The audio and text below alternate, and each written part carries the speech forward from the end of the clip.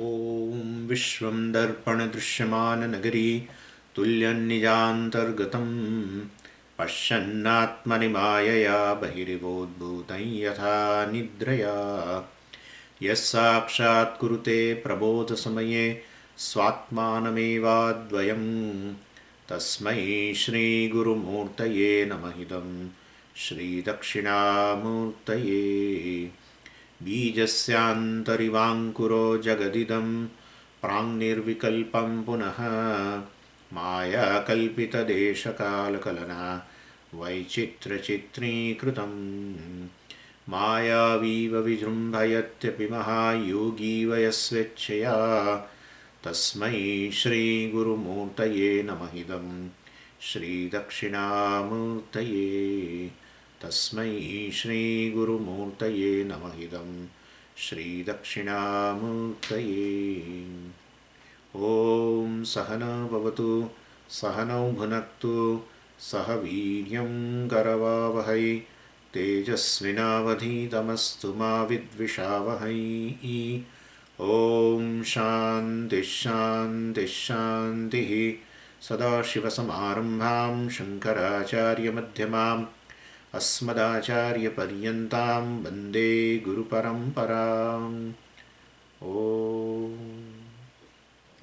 Verse 112 उद्गीतब्राह्मणे तस्य माहात्म्यमतिविस्तृतं लिङ्गसत्त्वेऽपि जीवत्वं नास्य कर्माद्यभावतः. So after Jivatma Vichara, Vidyaranya has come to now Paramatma Vichara, Tvam Padartha and Tat Padartha, or Ishwar Vichara we can say, from verse number 104. And first he deals with the definition of Ishvara from the standpoint of other systems of philosophy. And among them, especially this Shad Darshana, three, we have seen that three darshanas, Shad Darshana, Astika Darshana only, because naturally Ishvara is definitely not accepted by Buddhas, by Jainas, and even Charvakas also don't accept. And then, well, all Nastika Darshanas are gone. Then Astika Darshanam, well, in that, again, three systems of philosophy, in Astika Darshanam itself, they don't accept Ishvara. And they are Sankhyas, basically, they don't accept Ishvara. Vaisheshikas don't accept Ishvara. And our older brother, Purvamimamsaka, they also don't accept Ishvara. Even though they accept Veda as a pramana, but they don't accept Ishvara. For them, karma alone is everything. Anyway, so, and well, the other three darshanas, that Nayayikas and Vedantis and yoga people, they accept Ishvara. And what is the view of Ishvara? What is the definition of Ishvara based on Vedanta? We will have to say at the end. And we are discussing right now the other systems of philosophy. So we have to take into account what yoga people say regarding Ishvara and Nyaya people. And that also, the definition of Ishvara basically were considered before, up to verse number 110. And now hereafter Vidyaranya deals with some minor systems. They are not full-fledged systems like, like our Shad Darshanam, Astika Darshanam, but they are minor systems. And I told you what are minor systems and what is a major system, because there are certain 6 things which are discussed are all major systems. I mean, what is a bondage and what is moksha and what is a sadhanam for moksha and all this. What is Ishvara, what is Jiva, nature of Jiva, what is the nature of Ishvara, etc. All these things are discussed in detail. That is a major system of philosophy. And minor system philosophy, they don't discuss all these things. But some aspect they discuss. So anyway, so such minor systems now have been taken up by our Vidyaranya. And and their definition of Ishvara, Vidyaranya casually mentions. And of them, the Hiranyagarbha Upasakas, are dealt with now in the following verses, 111 and 112. And they say that Hiranyagarbha, who is, this Linga Sharira Abhimani, should be taken as a Ishvara. And the very word Hiranyagarbha reveals Hiranyam, Garbheyasya. And therefore Hiranyam means Sarvagnatam. I have explained you that before also. Hiranyam means gold, and gold means shining, and shining means knowledge, and etc. etc. I have explained you. So Hiranyam Garbhe. Garbhe means here Antaha, Swarupam. So, well, one who is Sarvagnya, that's called Hiranyagarbha. And so one who possesses omniscient within himself, and definitely since he is a Sukshma Sharira Abhimani, and the Sukshma Sharira includes all Buddhi, and Buddhi is a place for knowledge, and he identifies with all Sukshma Sharira, means all the Buddhis, and definitely he is a Sarvagnya. And not only that, Hiranyagarbha is a Sarvagnya, he is a Sarvashakti also. He is omnipotent. Why? Because Sukshma Sharira includes Prana also. Prana stands for Shakti. And so he identifies with all Prana, Samashti Prana. Means he is a Sarvashakti. And therefore he is omniscient and omnipotent. So, well, these Upasakas, meditators on Hiranyagarbha, well, they say, well, we should define Ishvara as one who is omniscient and omnipotent. And therefore our Hiranyagarbha is, fits into the definition of Ishvara. And therefore Hiranyagarbha alone is a Ishvara. That is how they say. And well, then they give a support of the Veda also, and that has been mentioned here. Udgita Brahmane, well, Tasya Mahatmyam Ati Vistrutam, means in the Brihadaranyaka Upanishad. Udgita Brahmana is in the Brihadaranyaka Upanishad, first chapter, third Brahmana. And it is named Udgita Brahmanam. And there Hiranyagarbha is very elaborately talked about. The various powers of the Hiranyagarbha, various titles of the Hiranyagarbha is given there. And not only that, some other things are also there. And that is, our one mantra, which is very famous among Hindus and even non-Hindus also. Well, incidentally, that mantra also appears in that Udgita Brahmanam, and that mantra is addressing to Hiranyagarbha. So, Asatoma Sadgamaya, Tamasoma Jyotirgamaya, Mrityorma Amrutam Gamaya, etc., etc. May you take away me from Asat, from that basically, and may you take away from to the light from the darkness, etc., etc. Mrityorma Amrutam Gamaya, may you give me immortality, may you take me away from the death, etc. All this is addressed to Hiranyagarbha in this Udgita Brahmana. It's a very popular mantra. Anyway, so what I am saying is, Vidyaranya says, Mahatmyam Ati Vistrutam Udgita Brahmane. So, Hiranyagarbhasya Mahatmyam. So, basically, this very elaborately, the glory of this Mahatmyam is a glory. Glory of this Hiranyagarbha has been talked about in Udgita Brahmana. And therefore, this Upasakas, the meditators on Hiranyagarbha people, they give a support of Veda that look, that Hiranyagarbha has been extolled so much in the Upanishad, in the Veda itself, and therefore that alone is a Ishvara. And this was said in the verse 112, first line, and in the second line there is a Purupaksha. Very interesting Purupaksha, actually it is, and it is raised by them and answered by them. We should think that way. What is a possible? In the second line, this Upasaka answers a possible objection. What is a possible objection? See, generally in Vedanta Shastra, we say Sukshma Sharira is considered to be the culprit, really speaking. What bothers us is our Sukshma Sharira, and that too especially the mind. And Sthula Sharira by itself is not creating any problem. Dead body does not create problem for the person because he has departed. Dead body may be problem for others, but not problem for the person because he has already gone. Anyway, so Sthula Sharira, just as Sthula Sharira, gross body cannot create a problem. Then Karana Sharira definitely does not create a problem because that's our own experience that deep sleep state, well, it's a state of bliss and pleasure, and therefore where we are just identified with the causal body. And if causal body is a source of sorrow or all problems, then the deep sleep state will be the source of sorrow or will be the source of problem, but that is not. So out of the three bodies, basically gross body, subtle body and causal body, these two bodies do not create problem. Only the subtle body definitely creates a problem, and therefore in the Sukshma Sharira alone this Ahankara etc. is there, and when the Sukshma Sharira is active, this Adhyasa definitely takes place. Adhyasa, then Ahankara etc., Kartrutvam, Bhoktrutam, Pramatrutam, all of them are loaded in that Sukshma Sharira. And therefore, mind alone basically means the Sukshma Sharira alone is a cause of a bondage. That's how they say Manaha eva manushyanam karanam bandha mokshayoh. Mind alone is a cause of a bondage, mind alone is a cause of a freedom. That's how it is been told. I mean, Sukshma Sharira is ultimately a cause of a samsara. And mind belongs, mind basically, but mind belongs to Sukshma Sharira. And that's how they sometimes, some people, some acharyas define moksha as a linga bhanga. Lingam means, I have explained you, lingam means Sukshma Sharira. There is a reason why it is called linga sharira. So linga bhangaha moksha. Linga bhanga means the destruction of the linga sharira. Destruction of the subtle body is moksha.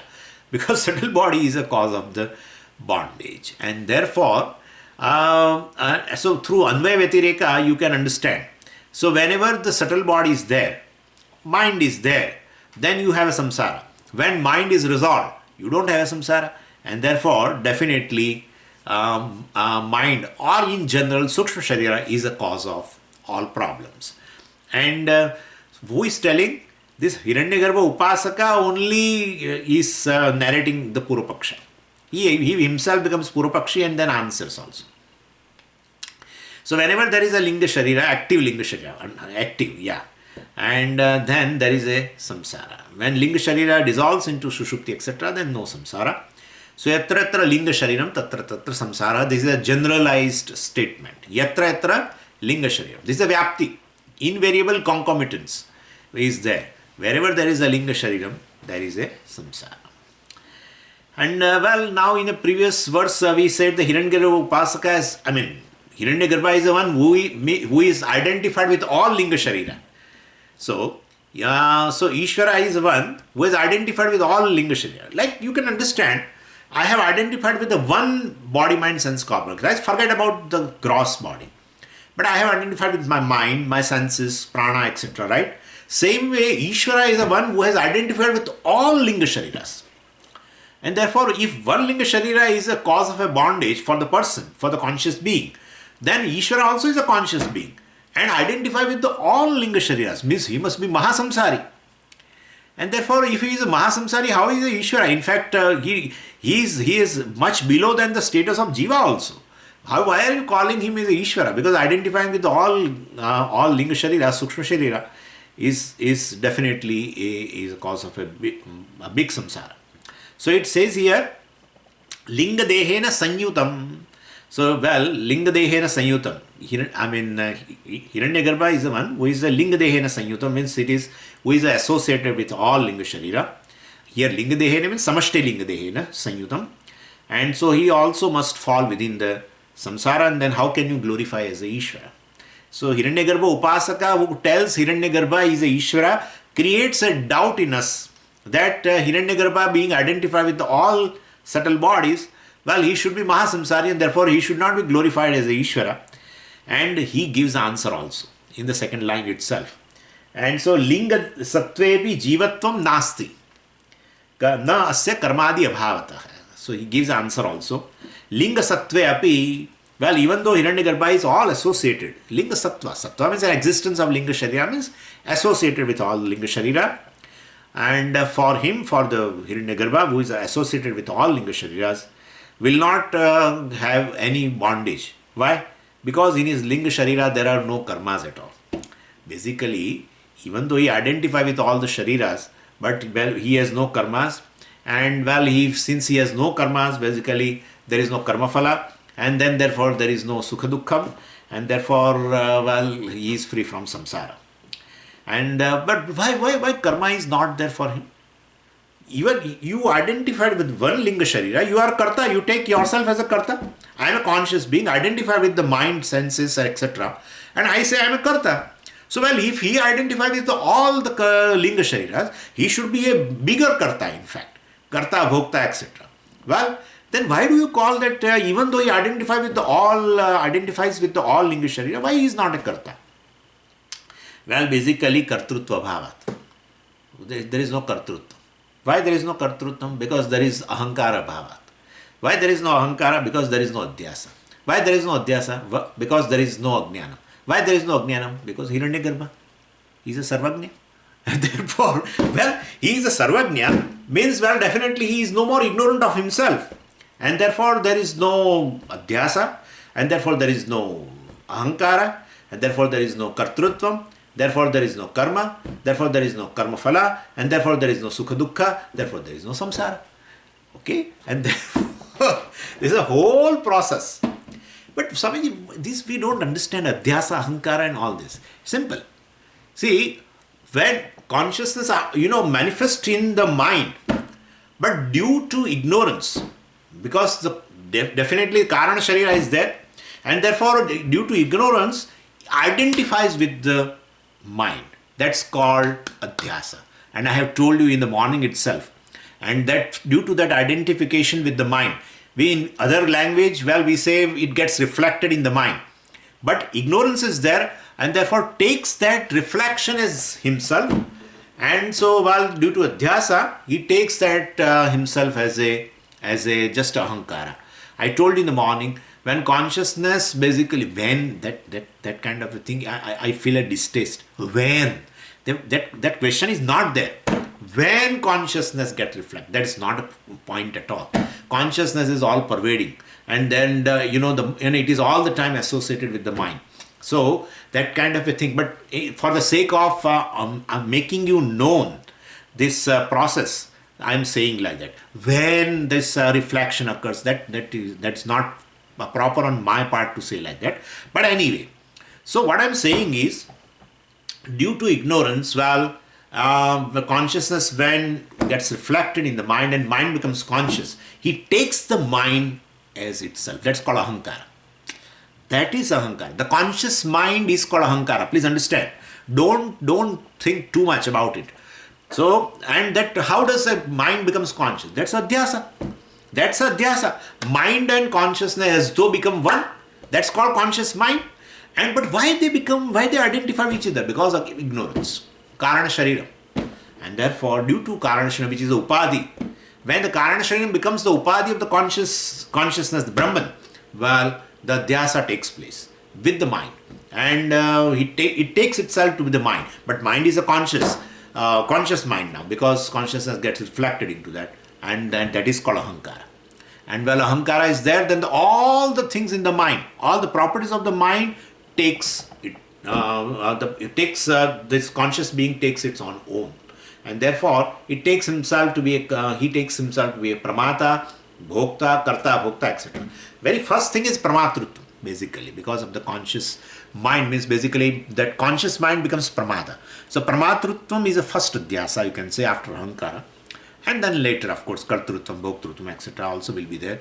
And then definitely karma will be there, therefore karma phala will be there, therefore, and then sukha dukkham will be there, and therefore samsara will be there.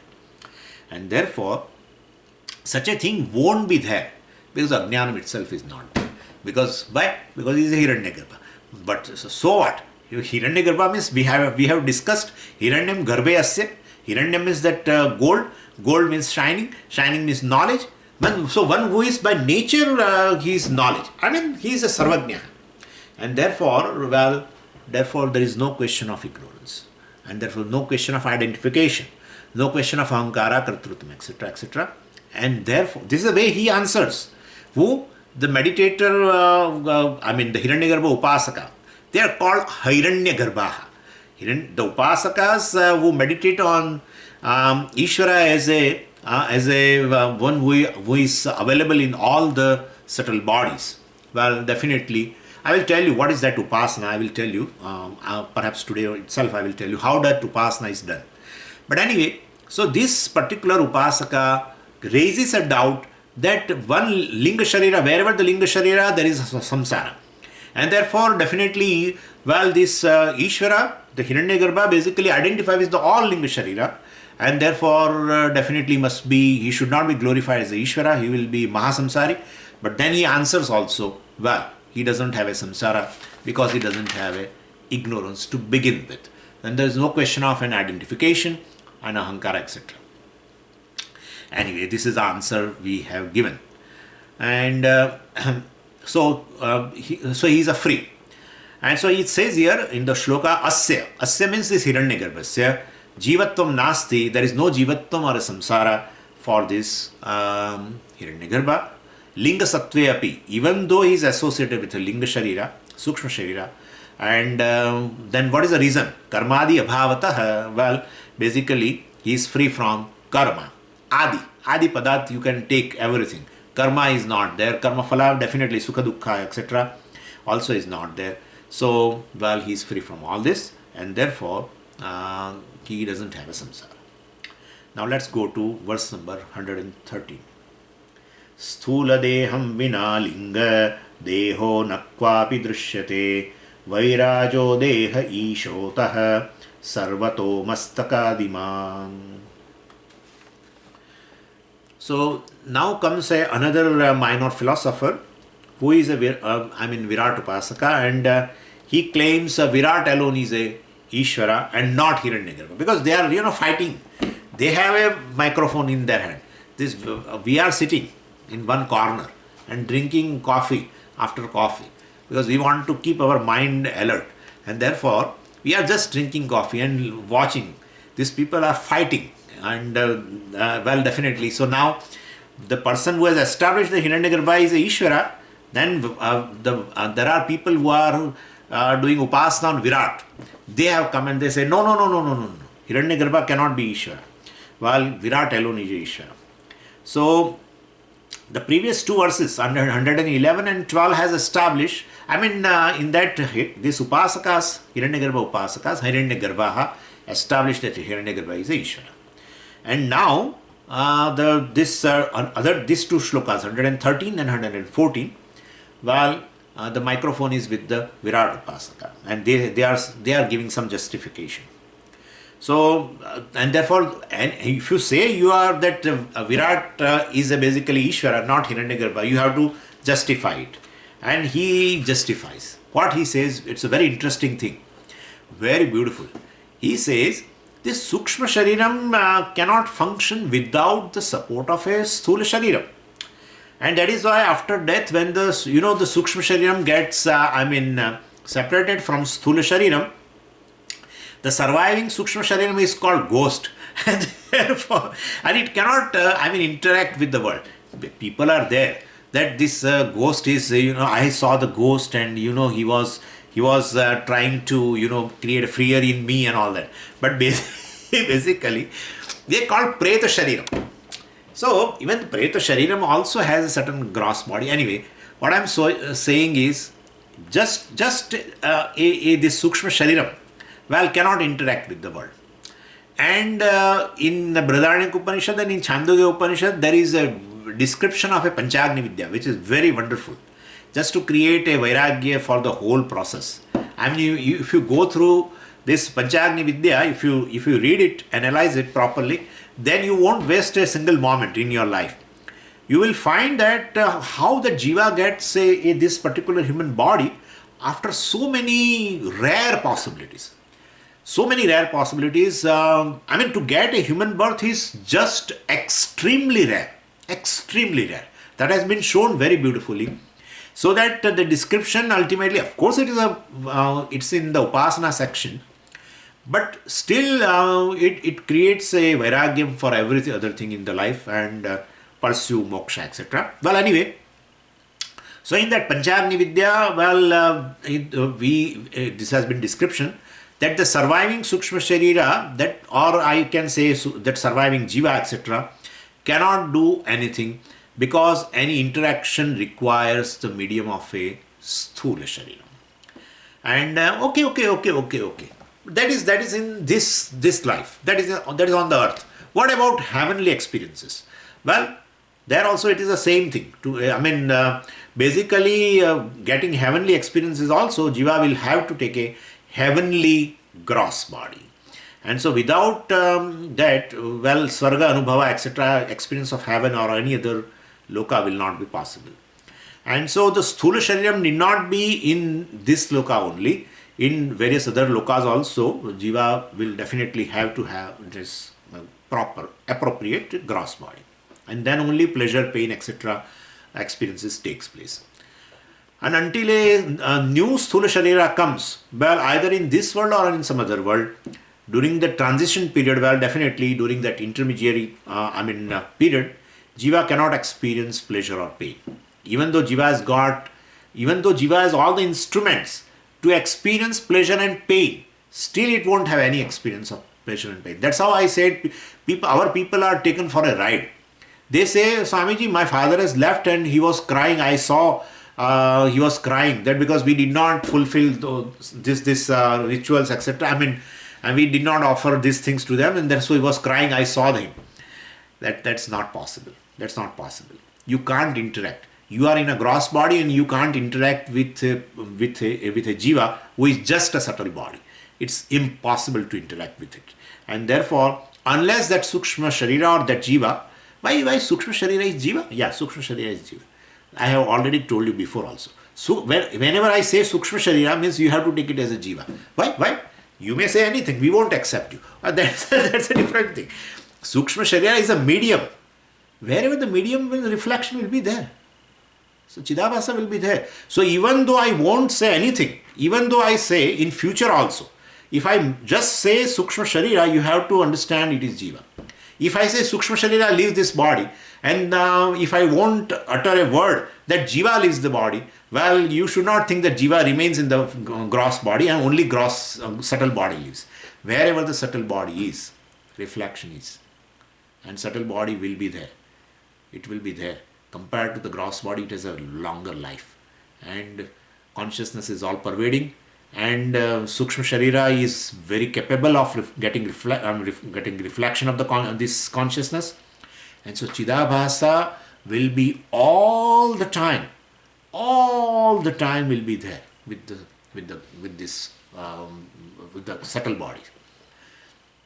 And therefore, Sukshma Sharira, if I say, you have to understand it as a Jiva. Anyway, so Jiva cannot experience pleasure or pain, even though Jiva has got, Antakaranam, Jnani, all instruments are there to experience pleasure and pain, because it is subtle body. But unless it enters into a gross body, it cannot have any kind of an experiences. And therefore, that means what? You have all the instruments and still you cannot enjoy. Then what is the use of the subtle body? That's what who says? This Virat Upasaka says. They say, you say our Hiranyagarbha identify with all subtle bodies and therefore he is Ishvara. Your Linga Sharira, Abhimani, this Ishvara, basically is useless, because basically it cannot experience anything. It has no purpose. Very meaning or purpose, etc., or even the function of the Sukshma Sharira, well, it depends upon the whole Sthula Sharira, and therefore Sthula Sharira must be given importance. And that is why even when we take a census, every country has that census. Nobody takes into account how many subtle bodies are there. In a census, you go for always gross body. So, well, compared to the subtle body, gross body has a much more importance. And therefore, definitely, the consciousness identified with the entire gross world. And so, entire gross world is a body for that consciousness. That's called Virat, is Ishvara, not your Linga Sharira Abhimani Ishvara. It doesn't have any purpose, no function, it cannot function anything. And it does not have any purpose unless it enters into a gross body. And therefore, even in the samashti level also, well, the consciousness with entire gross prapancha, which is called Virat, identify with the entire gross prapancha. Well, here identification, understand, there are two types of identification. You identify deliberately. Yeah, you identify deliberately. That's called Ishvara. So that is how we have a Pravesha Shruti. Pravesha Shruti, he created entire world and then he dived into that, right? We have that kind of a Shruti. So that shows a deliberation, that he deliberately identifies because he has a knowledge.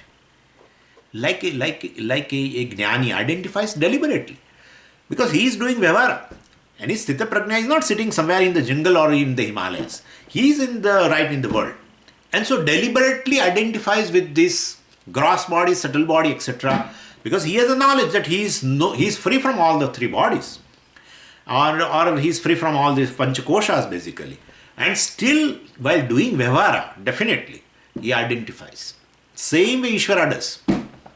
Or the way Ishvara does, Jnani does, whatever, either way you say. So basically, Jnani on Ishvara has this thing. They identify with, Jnani identify with the one body, mind, sense, complex, etc. Ishvara identify with the entire prapancha. That's the only difference.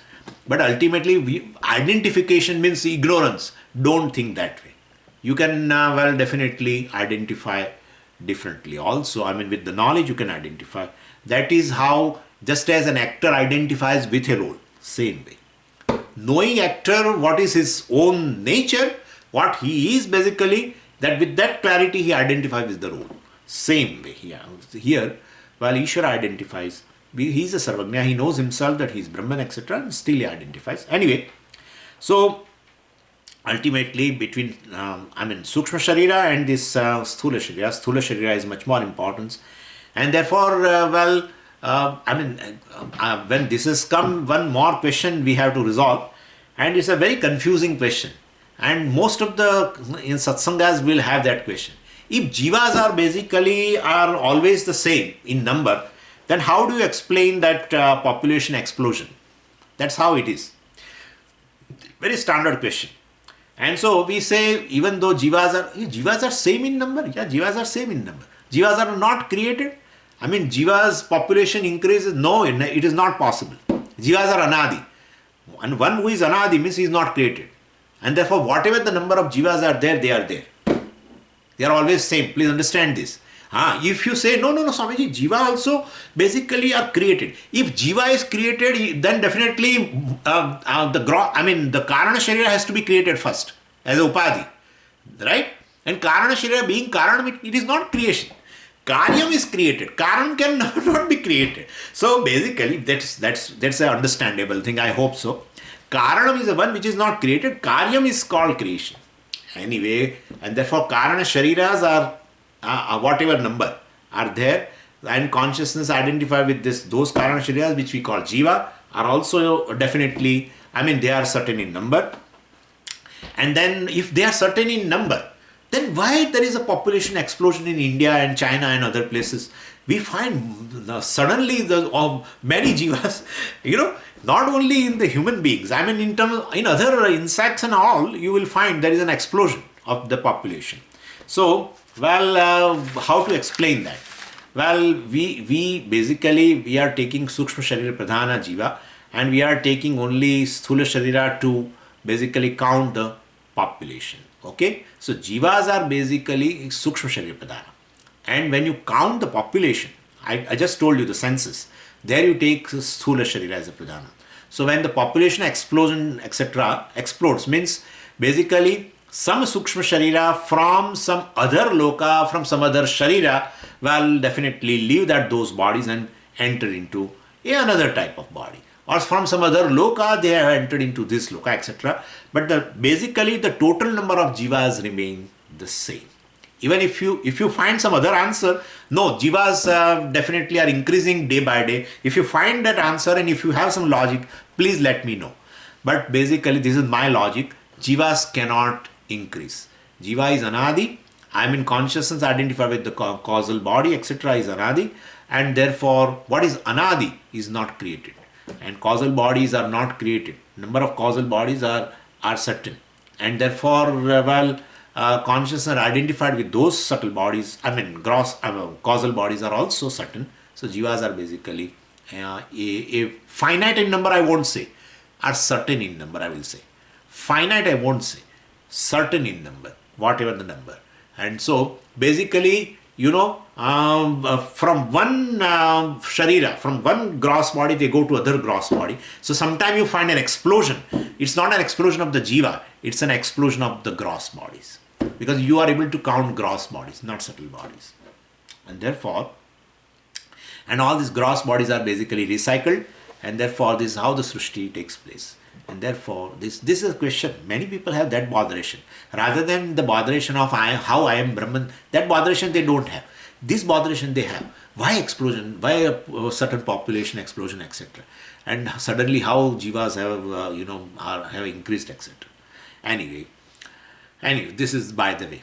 what is our topic? That, well, jivas are counted only when they get a sthula shariram, and therefore what is prominent is sthula shariram, not sukshma shariram.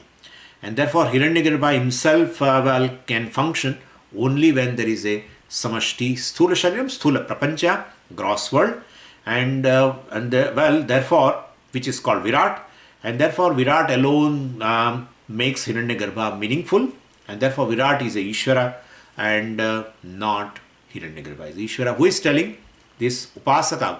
Virat Upasana. There is a Virat Upasana in our Upanishads also. Well, such Upasakas who want to establish Virat as a Ishvara, they argue against the meditators who are meditating on Hiranyagarbha as a Ishvara. And now look at the shloka. Sthula deham vina linga deho nakvapi drishyate. Sthula deham vina. Without this sthula deha, cabinet, without this container, etc., without this enclosure, well, linga deha, functioning sukshma sharira. Linga deha means basically this functioning we have to take. Functioning sukshma sharira, nakvapi drishyate, is never seen. And that is why in Brahma Sutra, it was said that even during travel, definitely Sukshma Sharira need not interact with the world. But even for travel, it requires some kind of a Sthula Sharira. This is to be understood. This is not discussed elsewhere. In Brahma Sutra, this discussion has come. That, the subtle body leaves this gross body. Sukshma Sharira leaves this. Then, it cannot interact with the world. But it wants to travel, right? Now that Sukshma Sharira who has left this body has to go to other loka, other place and acquire other body, etc. And that travel is possible for the Sukshma Sharira or not? Well, you say nothing is possible without Sthula Sharira, without gross body. Well, we are asking you, after leaving this gross body, once the prarabdha is over, what happens? Sukshma Sharira travels on its own. So if it travels on its own, then without the help of a gross body, that much it is self-sufficient. We say no. Because once that Sukshma Sharira leaves this body, it is already covered with another gross body. This is not my invention, okay? This is in the Upanishad.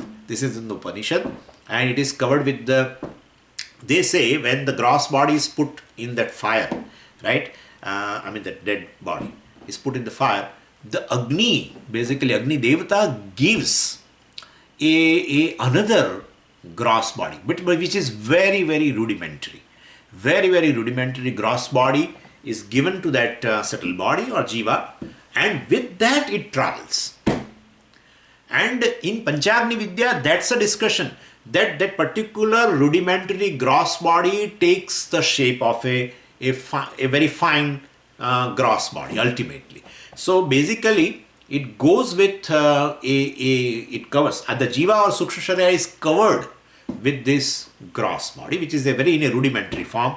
And so even for a travel of a Sukshma Sharira requires some kind of a physical body.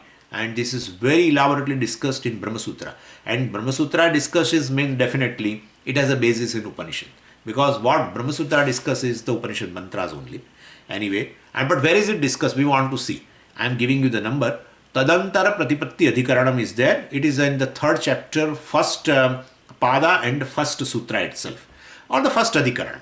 311. This has been discussed there. And and in Chandogya, of course, when we finish even Brahma Sutra before a few months, this particular section we discussed and based on a Chandogya Upanishad also, very beautiful mantra is there in which it has been discussed that how the person leaves this body and then what happens, etc., etc. So the mantra in the Chandogya Upanishad is like this: Asya somya purushasya prayatah Vang manasi sampadhyate manah prane pranah tejasi tejah parasyam devatayam. That is how the mantra is. While the person is living, the packing takes place, right? Because it has to live, it has to go from this place permanently. So it does a packing. And how packing takes place, that has been discussed there. So, asya somya purushasya prayatah. Prayata means one who is living, departing.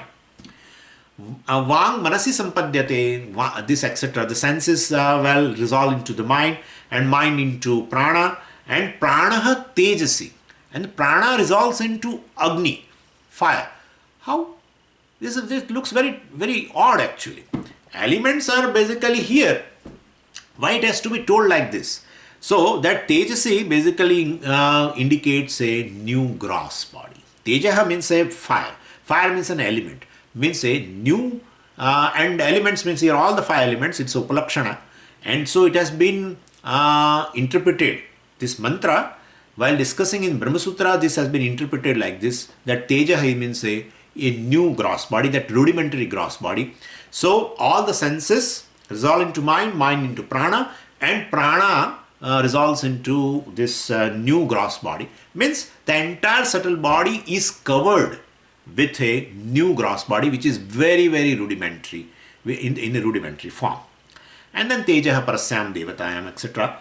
And so basically a very minute physical body is given, and then only it is able to travel. So don't say the subtle body travels on its own without gross body, and therefore well subtle body is self-sufficient, etc. No, even so-called function of traveling after departing this physical body needs another physical body in a rudimentary form.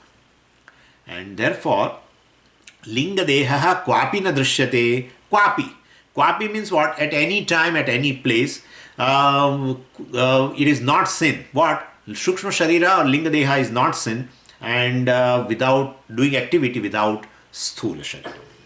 And therefore Vairajaha Deha eva ataha Ishaha. Vairajaha Deha. Ataha means therefore. Since Sukshma Sharira cannot function without Sthula Shariram, and therefore Vairajaha Deha means this Virat Shariram, which is nothing but this Samashti Sthula Shariram, nothing but this entire gross world, which is the body of this Ishvara. I'll definitely that is called, that is, I mean, the consciousness identified with the entire gross world, which is fit to be called as a Ishvara. Hiranyagarbha should not be called as a Ishvara. That is how, and of course you should understand very well, the gross world is entire gross world, and consciousness identified with this means basically consciousness getting reflected into that gross world, and that is called, along with the Chidabhasa. Otherwise, how will you call Ishvara, right? So gross body or gross world is a gross world basically, and consciousness is consciousness. But you say Ishvara means basically it's a Chidabhasa. And therefore you should say consciousness identified with the entire gross world means entire gross world plus Chidabhasa. Well, definitely is called Virat Ishvara. And what type of Ishvara he is? Sarvataha Mastakadiman. Sarvataha. This Virat Ishvara who has got Sarvataha. He has got heads all over, and thousands of heads all over. Why? Because every head is his head. Right? Now you say, Swami, this is your head. Because I identify conscious being identified with this particular head. Consciousness identified with this particular head. One head. Right? Then you call a Jiva. Now consciousness identified with all the heads. He's called Ishvara.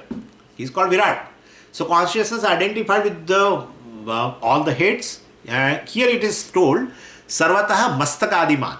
Adipadat we will have to take other things also, we'll take it. But Mastak means a head.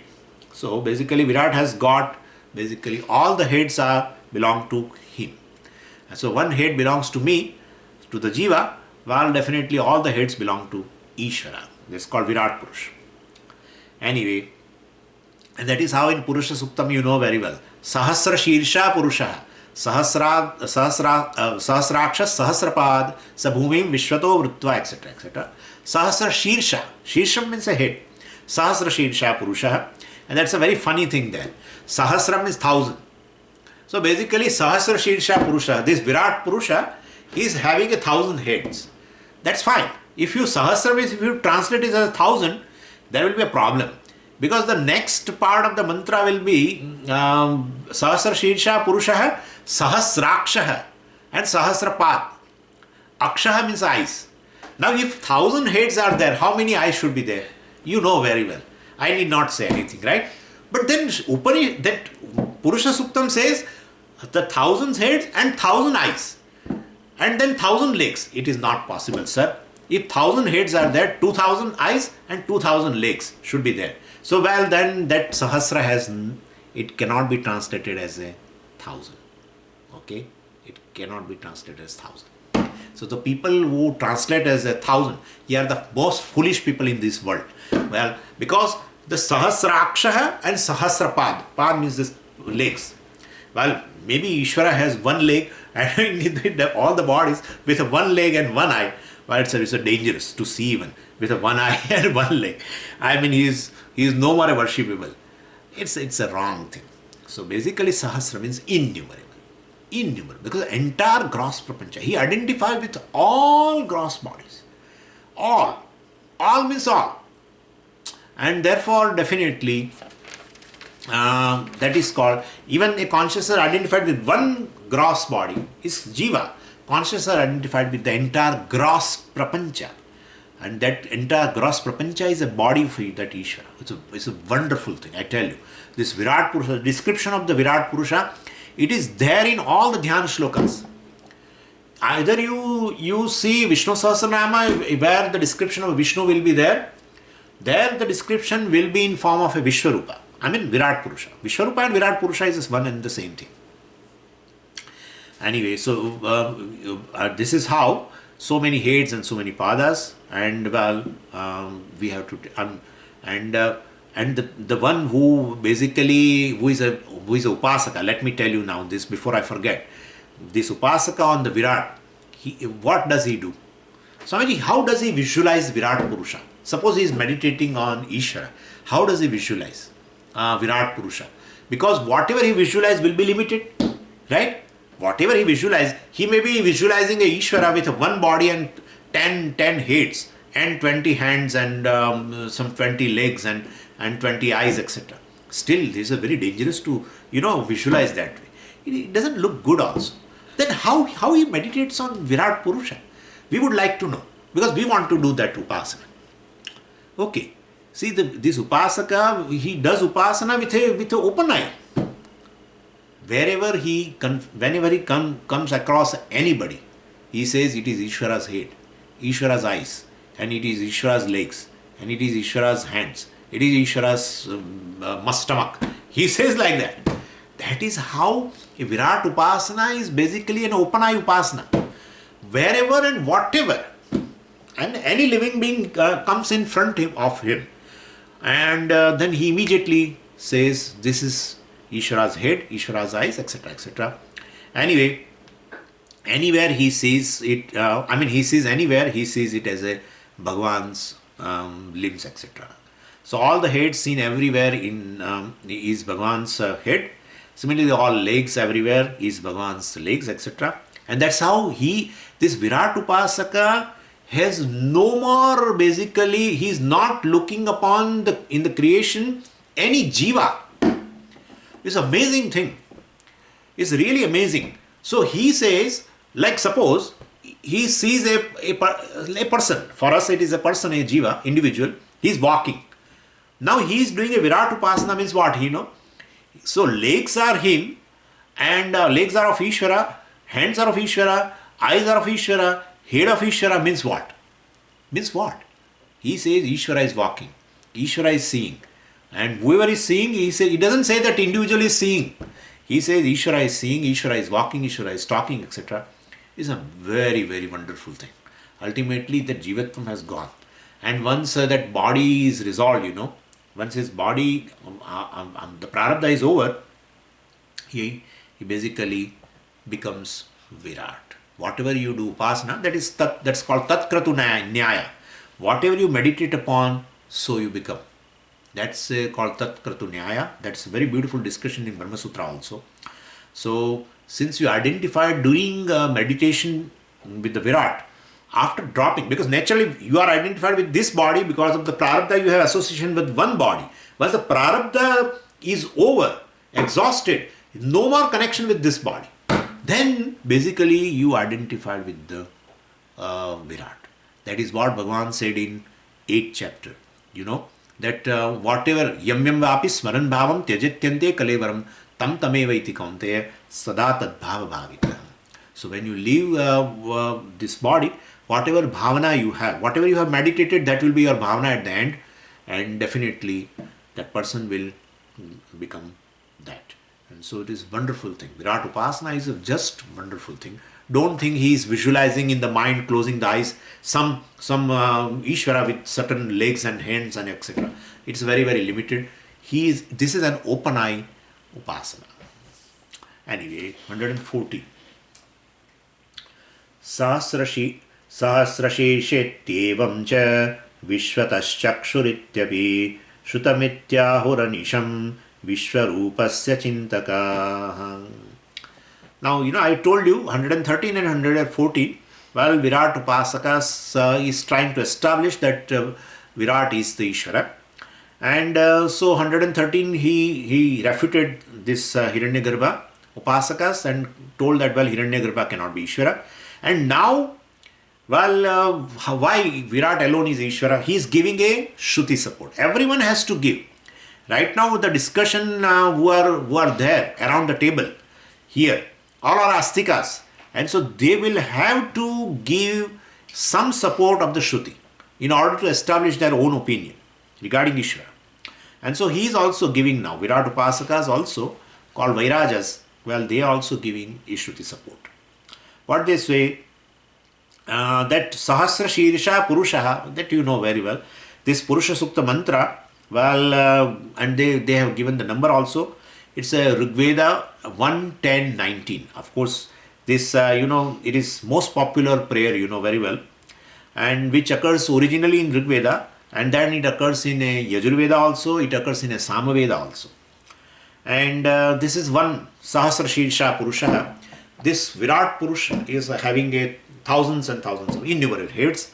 Means definitely Virat has been established as a Ishvara in a Veda. And then he gives another Shruti support also. Vishwatas Chakshuhu. And this is Vishwatas Chakshuhu iti. He is quoting only a part of the mantra. This is from Shvetashvatara Upanishad. And Shvetashvatara Upanishad, 3rd chapter, 3rd mantra. What it says is, the mantra says is what? Vishwatah Chakshuhu uta Vishwato Mukhaha Vishwato Bahuhu uta Vishwataspat, etc. etc. So that's a mantra there in the Shvetashvatara Upanishad, 3rd chapter, 3rd mantra. And Vishwatas Chakshu means what? Virat has eyes everywhere. Vishwataha means everywhere. Vishwataha is equal to Sarvatah. The Vishwa, word Vishwa does not mean all the time world. Vishwa is a pronoun, means all. So Vishwa is equal to Sarva. Sarva is a Sarvanama, pronoun. Same way Vishwa also is a pronoun, and it has a different declensions. And one of the declension, as per the pronouns have different type of declensions. Like a fourth case of the word Vishwa means Vishwaya Namaha, suppose. But you won't find. If you see the Vishnu Sahasranama Namavali, you will find Vishwasmai Namaha, not Vishwaya Namaha. So Vishwasmai Namaha indicate that Vishwa is a pronoun. Sarvasmai Namaha, like that Vishwasmai Namaha. With Namaha governs a fourth case, and fourth case of the word, and that it should be Vishwaya Namaha, like Vishwa in Rama, so Ramaya Namaha. No, Vishwa is a pronoun also, and therefore Vishwasmai Namaha, and Vishwa means all, Sarva. Anyway, so Vishwataha Bahuhu means Sarvataha Bahuhu, Sarvataha Chakshuhu. One, Virat has eyes everywhere, Virat has legs everywhere, Virat has mouths everywhere, etc. etc. Vishwataha Pad, Virat has legs everywhere. And this is another mantra from Shvetashvatara Upanishad. It's also part of Veda. Anyway, so he is giving two Shruti supports. Ityapi Shrutam. Shrutam means Shruta Uktam. This has been told in the Shruti in the Veda. And the whole thing is within quotation. And so the whole, iti Vishwarupasya Chintakaha Ahuhu. Iti. Before iti, that's a whole quotation. And that is Purusha Suktam and Shvetashvatara Upanishad. So Vishwarupasya Chintakaha, This is the teaching of a Vishwarup Upasaka, basically. Virat Upasaka, iti ahu, they say like this. And that, well, Virat alone is a Ishvara. And Anisham Ahuhu.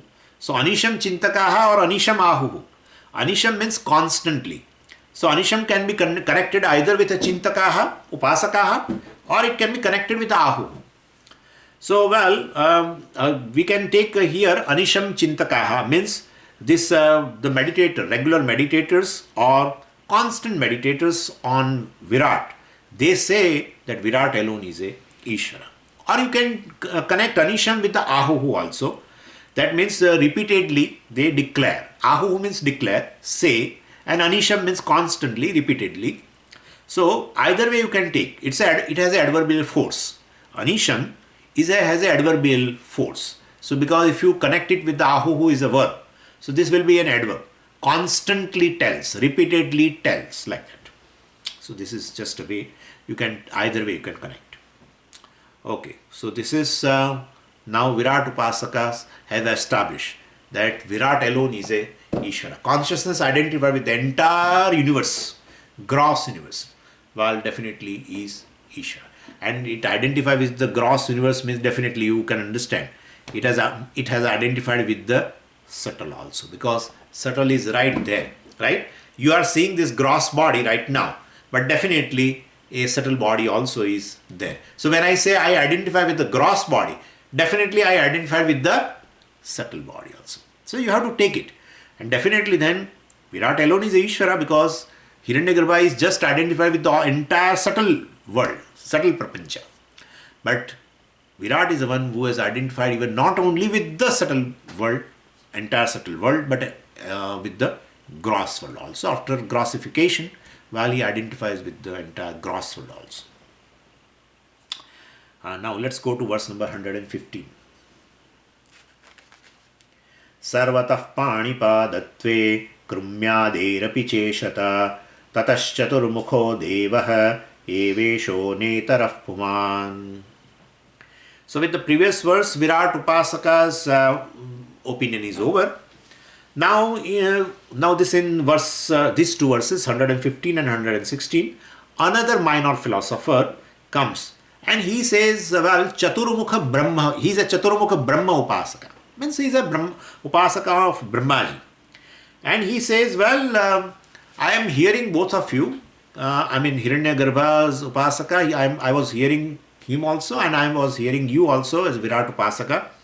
And you say Virat alone is a Ishvara, and Virat is great because he has got hands and heads and legs and all over, and therefore no Ishvara, you are describing greatness of Ishvara just because he has many legs and many hands and many mouths, etc.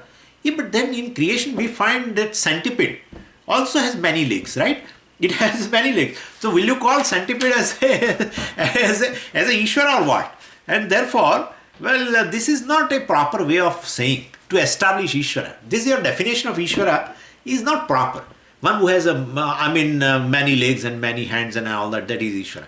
Because centipede also has 100 legs, I think. And therefore, it is not proper to say like that. Anyway, so plurality of the legs does not contribute to Ishvara's status. And therefore, well, don't quote this as a great virtue to call Virat as a Ishvara.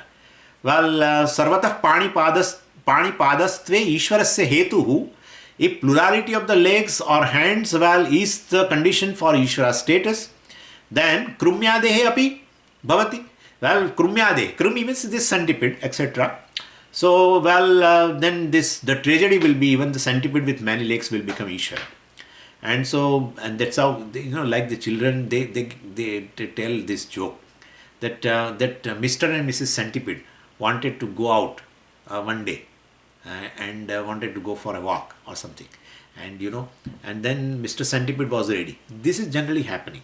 Mr. Centipede is ready and he's he's gone even out up to the house and he's waiting outside. And Mrs. Centipede is getting ready now. She's inside the home. And it took a lot of time. Then Mr. Centipede lost patience. And he was shouting from outside. Then what happened? what are you doing, etc. And so, I'm coming, I'm coming, I'm coming. And ultimately, he shouted so much. Then Mrs. Centipede said, well, I am wearing my shoes. And then still it is not over. Because 100 legs, So on each pair, he has to, anyway, on each leg, he has to tie a shoe, etc. Anyway, so this is just a joke. What I am saying is, Sarvatah Panipadastve. Pani means a hand. Pada means the legs. So, Sarvatah. He has hands everywhere and he has legs everywhere, and that is what Virat is, and that's how he is Ishvara, etc. Ishvarasya hetuhu, that Ishvara's status, etc. Well, then Krumya dehe api bhavati, then Krumi, etc. also become like that. Instead, who is Ishvara? Well, Tataha Chaturmukha Devaha eva Ishvara. Isha means Ishvara. Tataha. Therefore, Brahma, who has got 4 heads. And do you know 4 heads? Well, you may say that Virat has thousands of heads. Your Brahma has 4 heads, and still you want to say that Brahma alone is Ishvara. But understand, 4 heads means 4 Vedas. 4 Vedas means what? He is basically Sarvagnya. And therefore, Brahma, who is a Sarvagnya, basically he alone is Ishvara. He is omniscient and not any other deity. Na itarah puman, not any other deity. Itara, other. Na itarah, not any other. Puman is not any other. Deity can be considered as a Ishvara. Puman, we have to say it is a deity. Not any other deity can be considered as a Ishvara. Not your even Virat, not your Hiranyagarbha. Then Brahma alone is a Ishvara.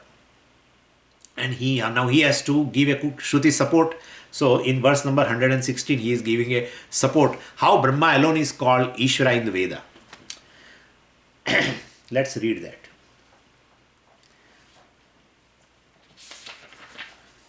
पुत्रार्थं तमुपासीनाः एवमाहुः प्रजापतिः प्रजास् असृजतीत्यादि श्रुतिं चोदाहरन्त्यमी. So Chaturmukha Brahma alone is a Ishvara, and so a person, a meditator on Brahma, basically he is arguing like that. Because Brahmaji basically is a Srishti Karta, right? He is a creator, and therefore definitely the people who want children, etc., well, they pray to Brahmaji alone for the children. So, putrartham upasinaha. So, upasinaha means upasakaha. This upasinaha is made from upa vatta as, and they have added a particular affix which is used to make a participle. So, shanach pratyaya is added. So, upa plus as plus shanach becomes upasinaha. Means upasakaha, meditator. Putrartham upasinaha. And this they are meditating on Brahma. And for what? Putrartham, because Brahma is supposed to be the Srishtikarta, and therefore for getting children, etc., these people are basically meditating on Brahma. Tam means Chaturmukham Brahma, Brahmanam upasinaha. Those people basically meditate on him. Evam ahuhu, they declare like this. These meditators declare that Brahma, this Chaturmukha Brahma alone is, who is omniscient, alone is a Ishvara. Because he is Srishtikarta, and therefore one who wants a children, wants a Srishti, creation, will definitely worship him. And Evam refers to, basically previous shloka. Evam means in this manner, right? In this manner means what? Basically, since Hiranyagarbha cannot be Ishvara, and this Virat also cannot be Ishvara, because Virat means identify with many legs and hands, etc. Then many Jivas also have many legs and hands and mouths, etc. Well, they also will come under the status of Ishvara, and therefore we cannot accept them as a Ishvara.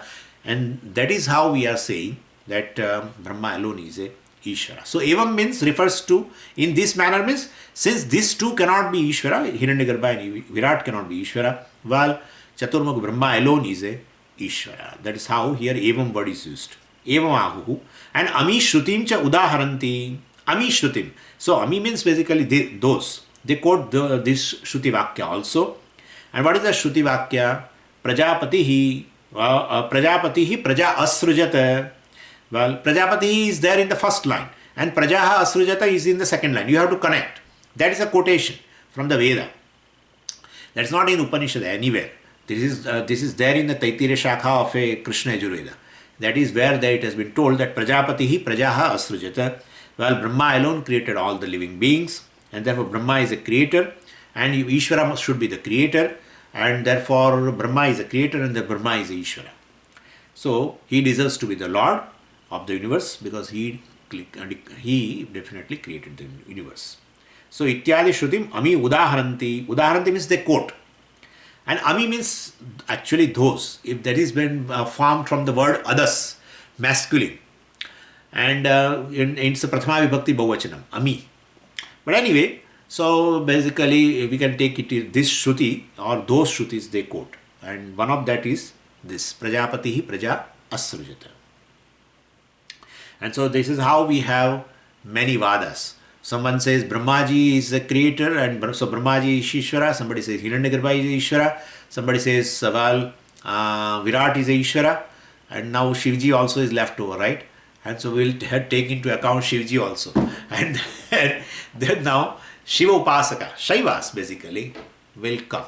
And they will try to establish Shiva alone is a Ishvara and not anyone else. We'll see that. These are all minor philosophers, and Vidyaranya just quotes them, and they try to prove their own opinion regarding Ishvara. Om Purnamadah Purnamidam Purnat Purnamudachyate Purnasya Purnamadaya Purnameva Vashishyate. Om Shanti Shanti Shanti. Harihi Om Shri Gurubhyo Namaha. Harihi Om.